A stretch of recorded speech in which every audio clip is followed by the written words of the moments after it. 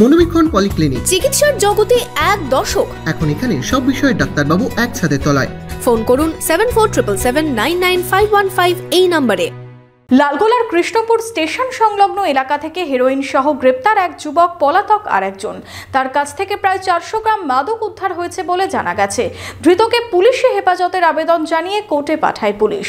আপনার আনন্দে আমাদের উদযাপন, বিয়ে হোক বা পার্টি, বহরমপুরে এবার luxury banquet hall at golden retreat. জেলায় একমাত্র পিলারলেস ব্যাঙ্কোয়েট, আছে স্পা, সালন, ক্লাব মেম্বারশিপের সুযোগও। বহরমপুর শিল্প তালুকে গোল্ডেন রিট্রিট। লালগোলায় হেরোইন কারবার চলছে। রবিবার রাতে গোপন সূত্রে খবর পেয়ে লালগোলার কৃষ্ণপুর স্টেশন সংলগ্ন এলাকা থেকে হেরোইন সহ গ্রেপ্তার এক যুবক। পুলিশের দাবি, রাতে নাকা চেকিং এর সময় একটি মোটর বাইকে দুই যুবক আসছিল। তাদের ধাওয়া করতেই একজন পালিয়ে যায়।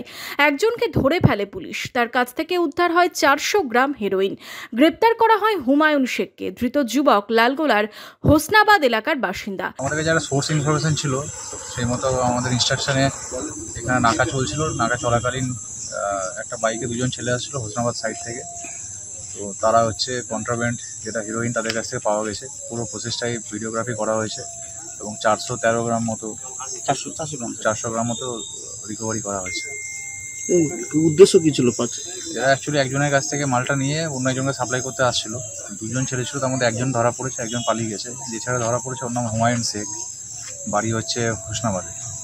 বাজার মূল্য প্রায় 10 লাখের কাছে। সোমবার ধৃতকে 10 দিনের পুলিশি হেফাজতে চেয়ে বহরমপুরের জেলা আদালতে পাঠানো হয়।